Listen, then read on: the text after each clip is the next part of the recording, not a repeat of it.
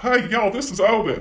I'm Peachtree City's storytelling dog, and I'm going to try to do my best Italian accent today for the story Pinocchio, because it comes from Italy. Yeah, I'm all dressed up like Pinocchio. I'm hoping you're going to enjoy the story like I do. Pinocchio. There once was a carpenter named Geppetto. One day he was walking through an enchanted forest when he heard a voice. "Hello," it said. Geppetto looked around and soon realized that the voice was coming from a magic piece of wood. Talking wood, he thought. How unusual. Geppetto took the magic wood home and carved a little puppet boy from it. He gave the boy a suit of clothes and a hat with a feather in it. The wooden boy danced around the room for Geppetto and made him laugh. "Hello," he said. Geppetto named the boy Pinocchio. "You must go to school like other children," Geppetto told him. So the next morning Pinocchio skipped off to school on his wooden legs. As he went along, a cricket hopped up onto his shoulder. "You look like you could use a friend," he told Pinocchio.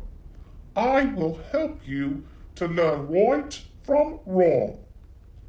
A little farther down the road, Pinocchio met a fox and a cat. They had heard the sound of a lunch money jingling in his pocket. "Don't bother going to school," said the fox. "Come and play with us instead." Pinocchio, not knowing any better, thought that sounded like a good idea. "I don't think you're doing the right thing," the cricket told him. "You promised your father you'd go to school." But Pinocchio paid no attention to the cricket. The cat and the fox led Pinocchio into a dark forest. "If you plant your money here, it will grow into a money tree," they told him. "Just come back tomorrow and you'll see." "That doesn't sound right," said the cricket. "That money was for your lunch." But Pinocchio didn't listen. He dug a hole in the ground and buried the coins in it. Then Pinocchio went home feeling very hungry. He did not tell his father that he hadn't been to school. The next morning Pinocchio didn't go to school either. Instead, with the cricket on his shoulder, he skipped into the forest to find his money tree. When Pinocchio reached the spot where he had buried his coins, there was no money tree. He dug down to look for the coins he had planted, but they were gone. "The fox and the cat have played a trick on you," said the cricket. "They just wanted to get your money." Pinocchio felt rather silly, but he pretended he didn't care. He stomped off into the forest. "I'm going on an adventure," he said. The little cricket begged him to go back to Geppetto, but Pinocchio walked on until it was dark, and he was a little scared. Soon they came to a tiny cottage. Pinocchio ran to the door and knocked loudly. A pretty fairy with turquoise hair answered the door. "We're lost," explained Pinocchio. "Please, can you help us?" The fairy invited them in and gave them some food. "Why are you so far from home?" she asked kindly. Pinocchio did not want to tell her that he had disobeyed his father. "I was chased by a giant," he lied. Suddenly Pinocchio's nose grew a little.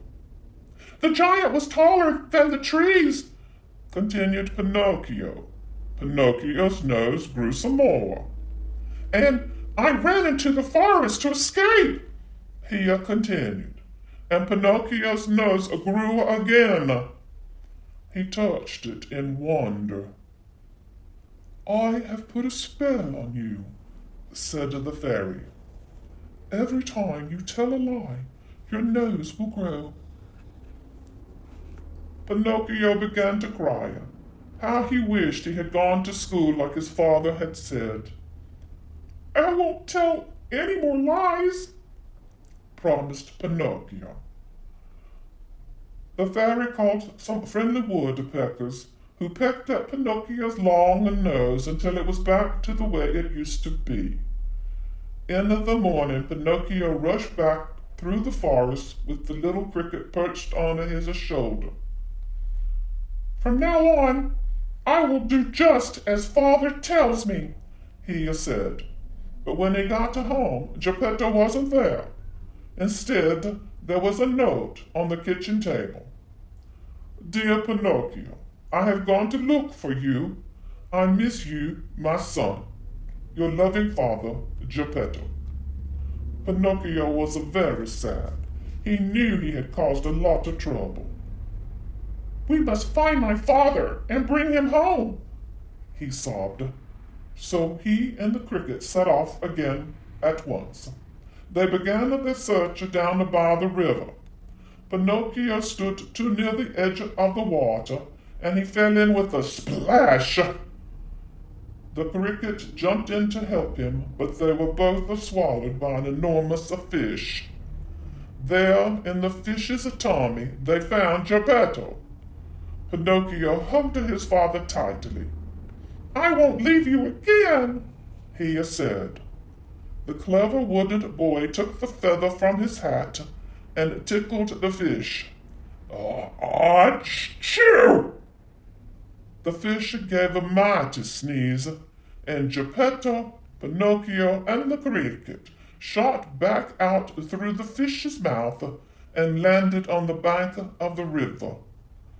That night, when Pinocchio was tucked up in his own little bed, fast asleep, the fairy with the turquoise hair flew in through the window. You are a good, brave boy, she said as he slept, and she kissed him on his forehead. When Pinocchio awoke the next morning, he found that he was no longer made from wood. He was a real boy. From then on, he was always a good son to Geppetto, and the best of friends with the cricket, who didn't need to tell him right from wrong ever again. The end. Well, I hope you enjoyed that. I've got other stories to tell. This is Obi, the storytelling dog for the Peachtree City Library. Y'all come back, you hear?